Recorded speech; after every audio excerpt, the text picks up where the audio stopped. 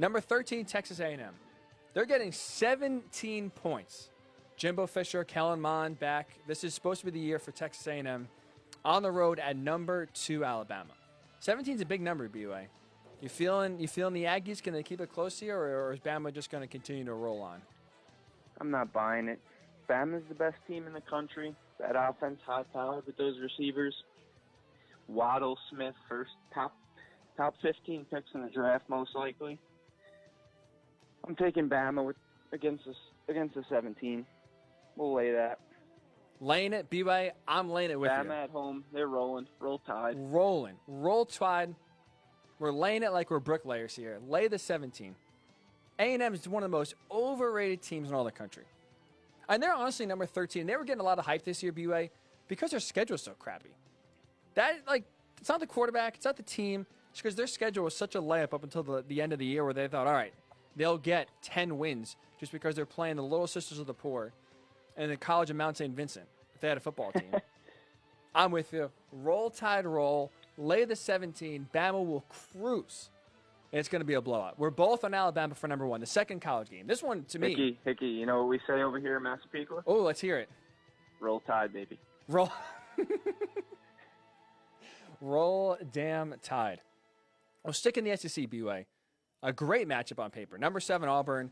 On the road between the hedges at number 4, Georgia. The Tigers, 6.5 coming into this game after Georgia at least in the first half, looked abysmal against all teams Arkansas in the first half. What are you thinking here, BUA? This is a tough one. 6.5 points is an interesting number here. Can the Tigers cover, keep it close, or are you going with the Dogs?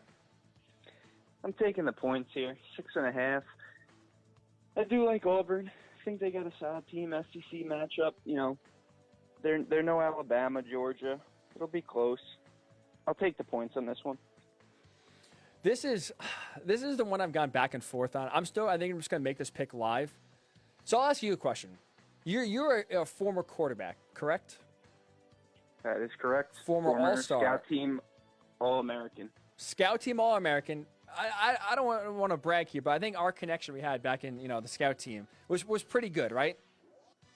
I don't think there was a better connection out there. I don't think so either. We were playing.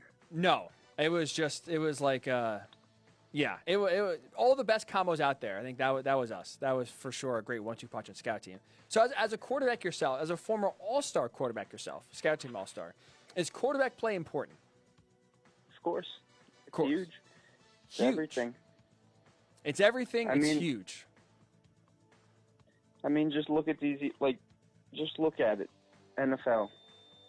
Jets. Quarterback play terrible. What are they? 0-3.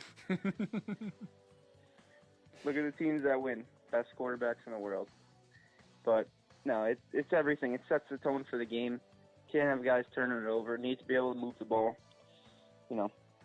I'll take the better quarterback in this matchup.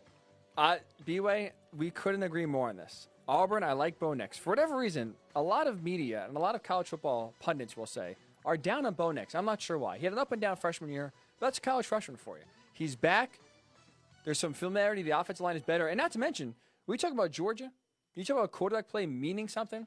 Their quarterback play couldn't get any worse last week. Their quarterback opts out. Then the other quarterback, Mathis, who's supposed to even beat out the incumbent, JT Daniels, gets benched in the first half. This is supposed to be the guy. He gets benched in the first half. Georgia went to their 4th-string quarterback last week against Arkansas. So guess what? I'm with you, B-Way. Quarterback play matters. The better quarterback, college or NFL, should get you the win. If you're giving me points with the better quarterback, B-Way, I'm with you. I'm taking Auburn. Give me the 6.5 points on the road between the hedges. Auburn covers. So we are 2 for 2. That.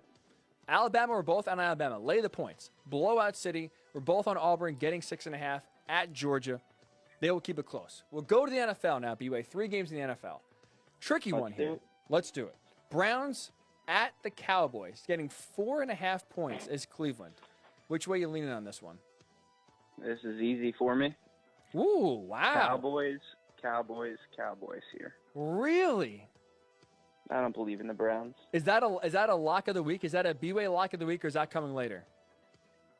I got another lock. Oh, okay. I will I'm all over the Cowboys. Take them. All over the Cowboys. Lay the 4.5. Kroll is going with it. Don't trust the Browns. We do have our first disagreement. The Browns have a lot of success with the run game. Been pounding the ball on the ground. Keep doing it.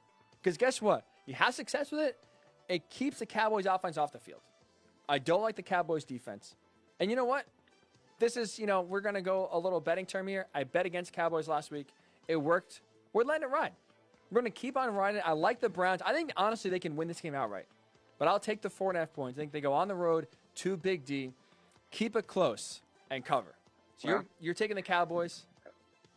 I'll take the Browns. Yeah. Don't like Baker. Your confidence in the Cowboys does get me a little nervous, though. I will admit. You said that with ease. Cowboys. I just, if the Browns go down negative game script, then Baker's got to come back throwing it. I just don't believe in him. Fair. But guess what? I'm begging Kevin Stefanski, run the ball. Kareem Hunt, Nick Chubb, you've been doing it great the last 2 games. Don't get into a passing fest here with the Cowboys, because I'm with you. Dallas will definitely take that one. So I got the Browns, you got the Cowboys. We will go now to talk about quarterback play. The best quarterback in the league against maybe the most surprising quarterback in the league. Patriots getting 7 points on the road in Kansas City.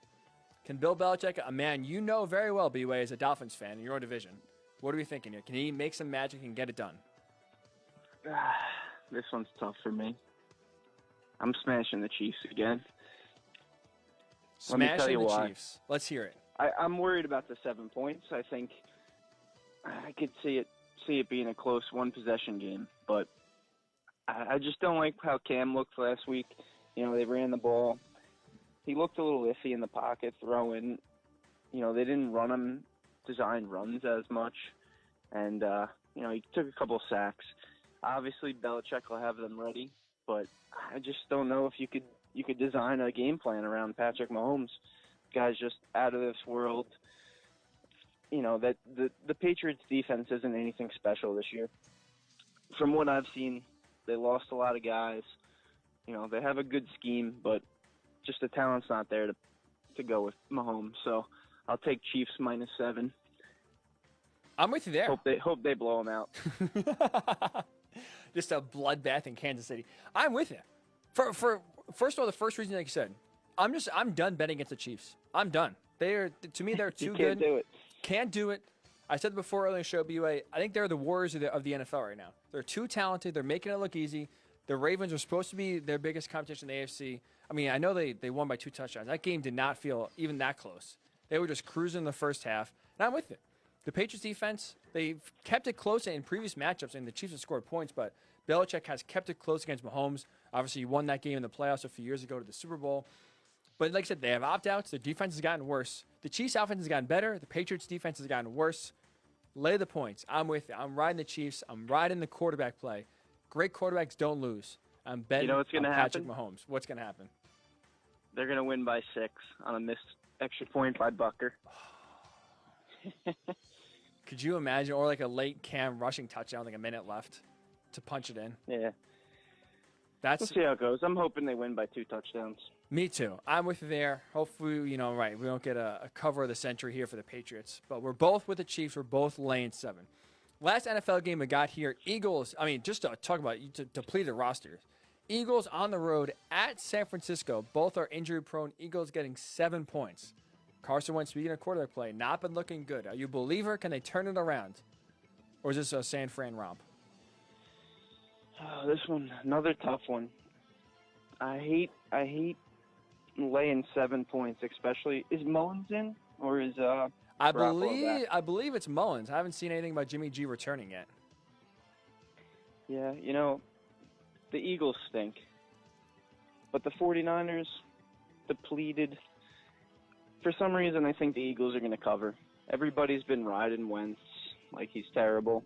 I do think he's terrible this year, but I'm going to take the points here. Maybe they keep it close. This is another tough one for me. And now I'm doing something that maybe is a really bad decision. I'm going to base my pick based on what I saw in games against the Jets and the Giants. But despite how banged up they were, despite basically putting a JV squad on the field against the Jets and the Giants at consecutive wins, to score a combined 67 points, to dominate the Jets and the Giants the way they did. I understand they're two of the worst teams in the NFL. This is a JV squad on the field. They're getting a little bit healthier. I think George Kittle's going to return this week. Nick Mullins, looked pretty good against the Giants last week.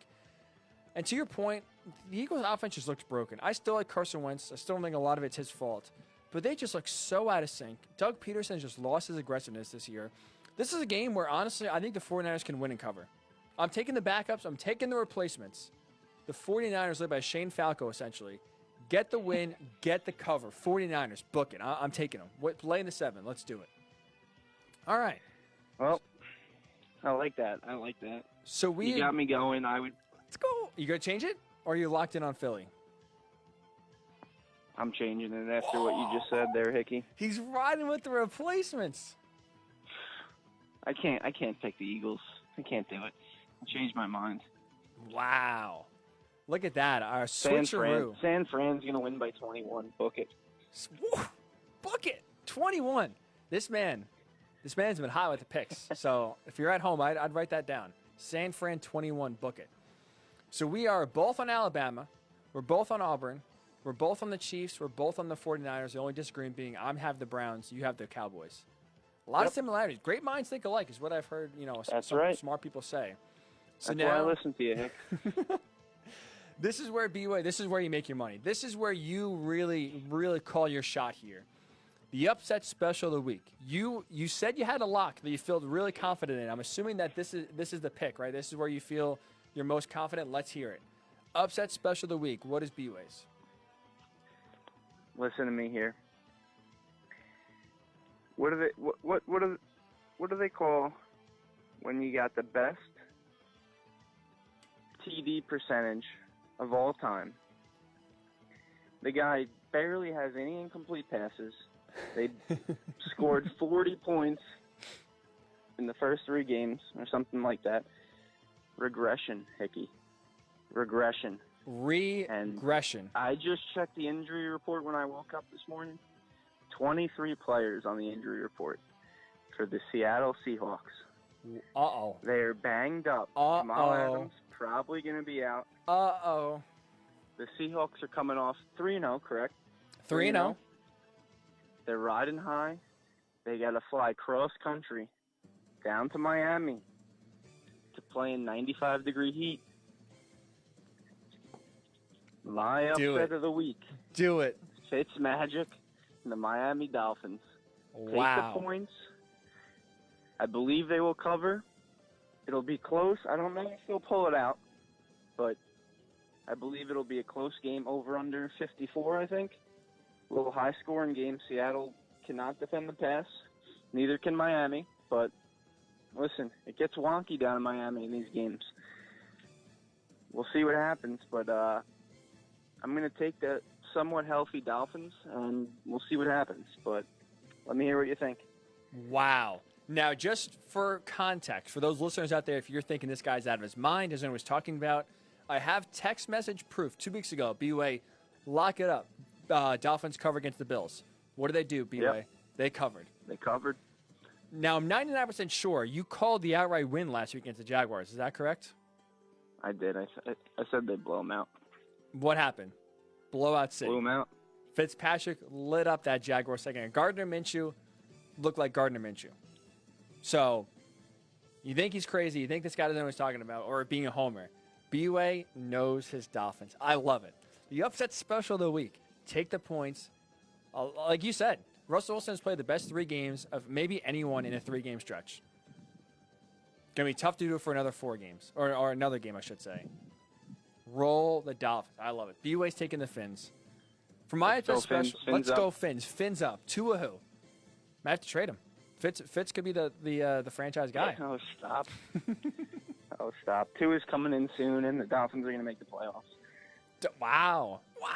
This guy's calling a shot up here. Now people are thinking out of their minds. Now they're throwing away the Dolphins pick. Dolphins at home. Fins love to cover, though. Cover machines. You know what they say? Good teams cover. That's right. Or great teams. No, I'm sorry. Good teams win. Great teams cover. The Fins, great at covering. Great team. Definitely, we can say there.